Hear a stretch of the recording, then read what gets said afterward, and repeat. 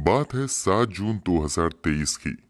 महाराष्ट्र थाने के भयंदर क्षेत्र में बनी एक बहुमंजिला इमारत गीता आकाश दीप की 7वीं मंजिल पर स्थित एक फ्लैट J704 के आसपास रहने वाले पड़ोसी काफी परेशान थे। असहनीय बदबू अब उनके लिए मुसीबत बन रही थी। जब बदबू बर्दाश्त से बाहर हो गई तो उन्होंने इसकी सूचना पुलिस को देने में ही अपनी भलाई समझी। पुलिस किसी अनहोनी की आशंका में आनन फानन में फ्लैट के अंदर पहुंची तो सबके होश उड़ गए। घर में महिला के शव के कुछ टुकड़े पड़े थे, कुछ टुकड़े बाल्टियों में खून के साथ थे और कुछ रसोई में एक कुकर में उबाल कर रखे गए थे।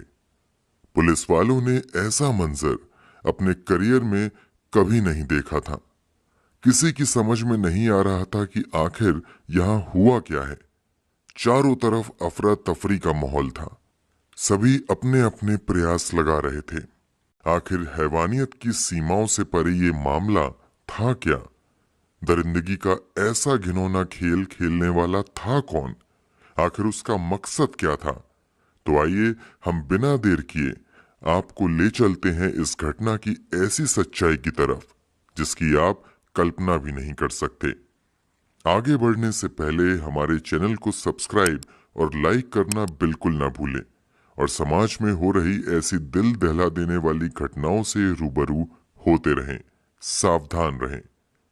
आइए आपको बताते हैं क्या थी ये घटना और इसकी कहानी। कहानी है लिव इन रिलेशनशिप की, जो आजकल के दौर में काफी आम बात है। कहानी के मुख्य पात्र एक 36 वर्षीय महिला सरस्वती वैद्या और उसके लिव इन पार्टनर 56 वर्षीय मनोज साने हैं। सरस्वती वैद्या ने अपना बचपन अहमदनगर के एक अनाथालय में अपनी 3 बहनों के साथ गुजारा था और वह अपनी बहनों के साथ अनाथालय में ही पली बढ़ी थी। 18 वर्ष की हो जाने के बाद सरस्वती वैद्या अनाथालय छोड़कर अपने दूर के रिश्तेदार के साथ रहने आ गई थी। सरस्वती वैद्या ने एसएससी परीक्षाओं में असफल होने के बाद पढ़ाई छोड़ दी थी। मनोज साने एक पढ़ा लिखा आदमी था। अनाथ होते हुए भी उसने औद्योगिक प्रशिक्षण लिया हुआ था, लेकिन ट्रेंड टेक्नीशियन होते हुए भी उसे कोई अच्छी नौकरी नहीं मिली।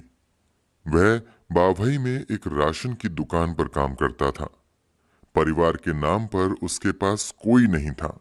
उसके चाचा मधुकर साने और कुछ चचेरे भाई बहन ठाणे में रहते थे, पर उनका मनोज से कोई लेना देना नहीं था। घटना के 15 साल पहले बोरीवली के बावई नाका में राशन की दुकान पर मनोज साने और सरस्वती वैद्या की पहली मुलाकात हुई थी। मनोज साने यहाँ पर काम करता था।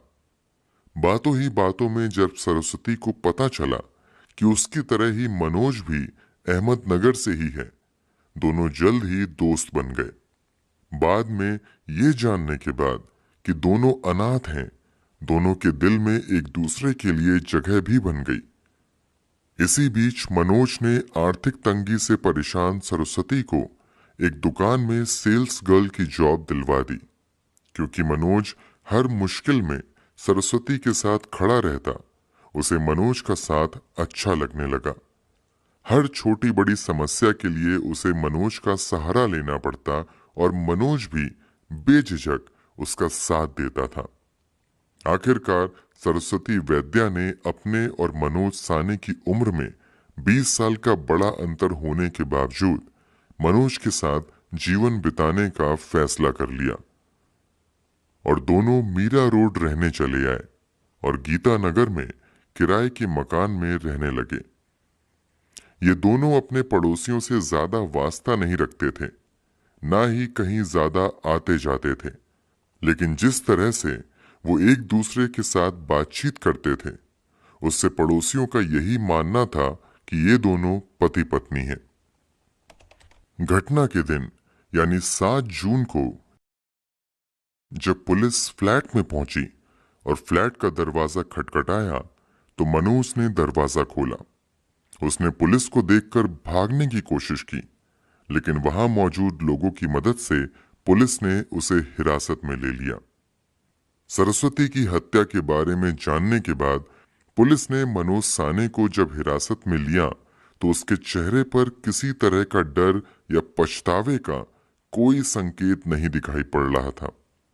56 वर्षीय मनोज साने के खुद दिए गए बयान के अनुसार उसने पुलिस को बताया कि मैं मनोज साने इस फ्लैट में पिछले काफी सालों से रह रहा था।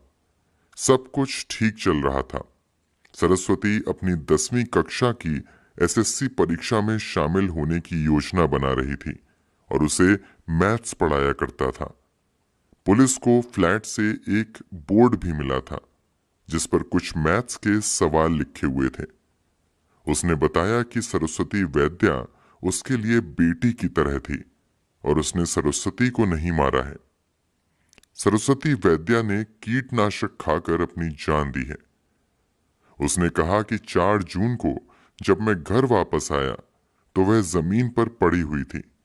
उसके मुंह से झाग निकल रहा था। मैंने देखा तो उसकी सांस नहीं चल रही थी। वह मर चुकी थी। जिसके बाद पुलिस की गिरफ्त में आने के डर से मैंने शव को ठिकाने लगाने की सोची। इसलिए मैंने सरस्वती वैद्या के शरीर के टुकड़े टुकड़े कर दिए। सरस्वती की हत्या के बारे में जानने के बाद मुंबई में रहने वाली सरस्वती वैद्या की तीनों बहनों ने पुलिस से संपर्क किया और अपना बयान देते हुए पुलिस को बताया कि मनोज और सरस्वती पति पत्नी थे। करीब 8 साल पहले उनकी बहन सरस्वती ने मनोज से एक मंदिर में शादी की थी और वे बहुत शांति के साथ हंसी खुशी जीवन गुजार रहे थे। लेकिन उम्र में काफी अंतर होने के कारण उन्होंने शादी के बारे में किसी से खुलासा नहीं किया था। इन दोनों की उम्र में 20 साल से भी ज्यादा का अंतर था और इतना अंतर होने के कारण सरस्वती अक्सर मनोज का परिचय अपने मामा के रूप में करवाती थी। बहनों के दिए इस बयान के बाद पुलिस ने मनोज से फिर कड़ाई से पूछताछ की। उसने शादी की बात मानते हुए कहा कि सरस्वती स्वभाव से बहुत शक्की थी और उसे लगता था कि मनोज उसके साथ बेवफाई कर रहा है। सरस्वती के इसी शक के चलते दोनों के बीच अक्सर लड़ाई झगड़ा होता रहता था। घटना के दिन भी ऐसा ही झगड़ा हुआ, लेकिन उस दिन मनोज काबू से बाहर हो गया और घर से बाहर चला गया, जिसके चलते सरस्वती ने गुस्से में आके कीटनाशक पीकर आत्महत्या कर ली। क्योंकि जिस समय ये घटना घटी वो घर में नहीं था। जब वो घर लौट कर आया तो सरस्वती को मरा हुआ देखकर बुरी तरीके से घबरा गया। उसे लगने लगा कि सरस्वती वैद्या की हत्या के आरोप में उसे पकड़ लिया जाएगा। इसलिए उसने शव को छुपाने की कोशिश में वुड कटर मशीन से सरस्वती वैद्या के मृत शरीर के टुकड़े कर दिए। हिरासत में लिए जाने के बाद कोर्ट में मनोज के वकीलों ने यह दावा किया कि वह एक मानसिक मरीज है और उसे इस कारण छोड़ दिया जाए ताकि वह अपना इलाज करवा सके। माननीय जज ने तब पुलिस को आदेश दिया कि मनोज का साइकोमेट्रिक टेस्ट करवाया जाए। झूठ और अपराध कभी नहीं छुपता और टेस्ट की रिपोर्ट से भी यह सच्चाई सामने आ गई। जेजे अस्पताल ने इस बात की पुष्टि की कि वह मानसिक रूप से पूरी तरह स्वस्थ है। उसे कोई मानसिक बीमारी नहीं है। इस बीच पुलिस को मनोज के फ्लैट से काफी अजीब सी चीज भी मिली, जैसे एक हथौड़ा, एक टाइल कटर, एक चेन सॉ, मांस के साथ एक प्रेशर कुकर, मांस के पके हुए टुकड़ों के साथ 2 प्लास्टिक की बाल्टी, मांस के टुकड़ों के साथ एक प्लास्टिक टब और भुने हुए मांस के टुकड़ों के साथ एक पीतल का भगोना, मांस के टुकड़ों के साथ 2 स्टील के चम्मच, किचन स्लैब पर रखे सरस्वती के बाल और बदबू से बचाव के लिए इस्तेमाल खुशबूदार तेल की शीशियां। इनमें से चेन सॉ आगे चलकर एक बहुत बड़ा सबूत बन गई। दरअसल आसपास पूछताछ करने के बाद जब पुलिस एक दुकान कार्तिका एंटरप्राइजेस तक पहुंची तो दुकान के मालिक ने बताया कि कुछ दिन पहले मनोज चेन सॉ की मरम्मत करवाने यहाँ आया था और ये पूछने पर कि वह उससे क्या काम लेता है, उसने कोई भी जवाब ठीक से नहीं दिया। अब पुलिस के हाथ में पुख्ता सबूत लग चुका था। उन्होंने अपने तरीके से मनोज को रिमांड पर लिया और आखिरकार उसने असली सच उगल दिया, जिसे सुनकर सभी के होश उड़ गए। उसने खुलासा किया कि दरअसल शक्की सरस्वती नहीं, मनोज खुद था। उसे लगता था कि सरस्वती के और आदमियों के साथ नाजायज रिश्ते हैं और यही शक सरस्वती को मारने की सबसे बड़ी वजह बना। उम्र में वह सरस्वती से काफी बड़ा था और इसी इनसिक्योरिटी के चक्कर में उसने गुस्से और जलन में आकर सरस्वती को मौत के घाट उतारने की प्लानिंग की। मनोज ने बड़े ही शातिराना ढंग से हत्या की योजना बनाई थी। जब पुलिस द्वारा उसकी गूगल सर्च हिस्ट्री की जांच की गई तो पता चला कि उसने हत्या से पहले यानी 28 और 29 मई को गूगल में घातक कीटनाशकों की खोज की थी और साथ ही साथ गूगल में यह भी सर्च किया था कि किसी शव को गलाने में कितना समय लगता है, शव को टुकड़ों में कैसे काटा जा सकता है और उन्हें कैसे ठिकाने लगा सकते हैं। फिर गूगल से मिली जानकारी के अनुसार ही उसने पहले हत्या के लिए जरूरी सामान का इंतजाम किया। उसने 1000 की टाइल कटिंग मशीन और 4000 की 200 वोल्ट वाली इलेक्ट्रिक चेन सॉ खरीदी। फिर किया छाछ और कीटनाशक का इंतजाम। यहां तक कि शव की सड़ांध को रोकने के लिए वह खुशबूदार नीलगिरी तेल की 5 बोतलें भी खरीद लाया। घटना के दिन उसका उसी मुद्दे पर काफी झगड़ा हुआ और झगड़े के बाद उसने खुद ही सरस्वती को वही कीटनाशक छाछ में मिलाकर दे दिया। उसे तड़पता छोड़कर मनोज उसकी मौत का इंतजार करने घर से बाहर चला गया। कुछ देर बाद जब वो वापस आया तो सरस्वती के मुंह से झाग निकल रहा था और वो दम तोड़ चुकी थी। उसने सरस्वती की सांसों को चेक किया और फिर दरिंदगी की सारी हदें पार करते हुए उसने सरस्वती की बॉडी को इलेक्ट्रिक आरी से 20 टुकड़ों में काट दिया। चारों तरफ फैलते खून को देख उसने सरस्वती के शरीर के उन खून भरे टुकड़ों को बाल्टियों में डाल दिया ताकि खून बाल्टियों में ही रहे। पर शायद उसकी दरिंदगी इतने पर भी शांत नहीं हुई।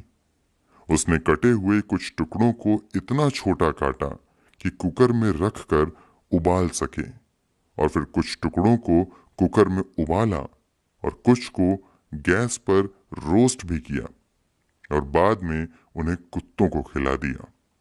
पुलिस ने दुकान कार्तिका एंटरप्राइजेस के मालिक, छाछ बेचने वाले और कीटनाशक दवाई बेचने वाले जिनसे मनोज ने कत्ल में इस्तेमाल सामान खरीदा था, उनके बयान भी दर्ज कर लिए।